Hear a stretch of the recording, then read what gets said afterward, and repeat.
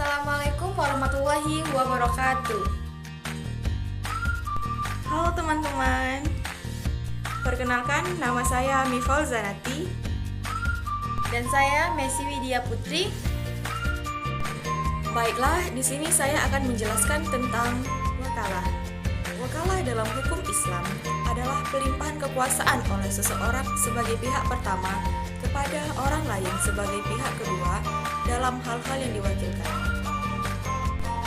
Sumber hukum wakalah terbagi menjadi dua. Yang pertama, sumber hukum yang bersumber dari Al-Quran Surah Hud ayat 56 yang artinya, sesungguhnya aku bertawakal kepada Allah Tuhanku dan Tuhanmu. Tidak satu pun makhluk bergerak yang bernyawa melainkan dialah yang memegang ubun-ubunnya.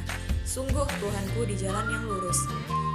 Yang kedua, dasar hukum yang bersumber dari Al-Quran Surah Ibrahim ayat 12 yang artinya, dan mengapa kami tidak akan bertawakal kepada Allah, sedangkan Dia telah menunjukkan jalan kepada kami, dan kami sungguh akan tetap bersabar terhadap gangguan yang kamu lakukan kepada kami. Dan hanya kepada Allah saja orang yang bertawakal berserah diri. Rukun wakalah terbagi menjadi 4. Yang pertama, orang yang memberi kuasa atau al-muwakil. Yang kedua, orang yang diberi kuasa atau al-wakil. Yang ketiga, perkara atau hal yang dikuasakan atau al-tawkil. Yang keempat, pernyataan kesepakatan atau ijab dan kabul. Nah, berakhirnya wakalah salah satunya adalah ketika salah satu pihak yang berwakalah itu wafat atau gila dan gugurnya hak kepemilikan atas barang bagi pemberi kuasa. Baiklah, di sini saya akan menjelaskan tentang kafalah. Kafalah menurut bahasa berarti aldaman atau jaminan, humalah atau beban, dan zamaah atau tanggungan. Al-kafalah atau aldaman ialah menggabungkan dua beban atau tanggungan dalam permintaan dan utang. Dasar hukum yang bersumber dari Al-Quran Surah Yusuf ayat 72 yang artinya mereka menjawab, kami kehilangan piala raja dan siapa yang dapat mengembalikannya akan memperoleh bahan makanan seberat beban unta, dan aku jamin itu.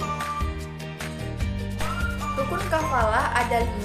Yang pertama yaitu pihak penjamin atau kafil atau jamin. Yang kedua pihak yang berutang atau disebut dengan asil atau makful anhu. Yang ketiga, pihak yang berpiutang atau disebut dengan makful lahu. Yang keempat, objek penjamin atau disebut dengan makful bihi. Yang kelima, ada sigat atau yang disebut dengan lafaz ijab qabul. Berakhirnya kafalah, yaitu kafalah atau surat penjamin akan berakhir bila masa berlaku yang telah disepakati sebelumnya oleh tiga pihak tersebut telah berakhir atau expired.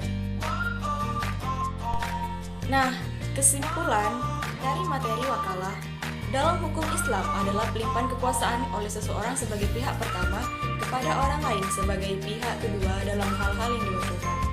Wakalah dalam bahasa Arab berarti menolong, memelihara, mendelegasikan, atau menjadi wakil yang bertindak atas nama orang yang diwakilkan. Jadi kesimpulan dari kafalah adalah kafalah menurut bahasa berarti aldaman atau jaminan, hamalah atau beban, dan jamaah atau tanggungan. Al-kafalah atau aldaman ialah menggabungkan dua beban atau tanggungan dalam permintaan dan utang. Menurut syariah, kafalah adalah suatu tindakan penggabungan tanggungan orang yang menanggung.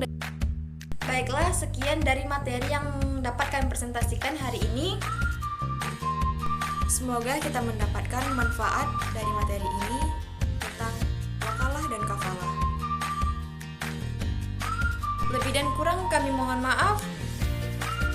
Kami akhiri dengan wassalamualaikum warahmatullahi wabarakatuh.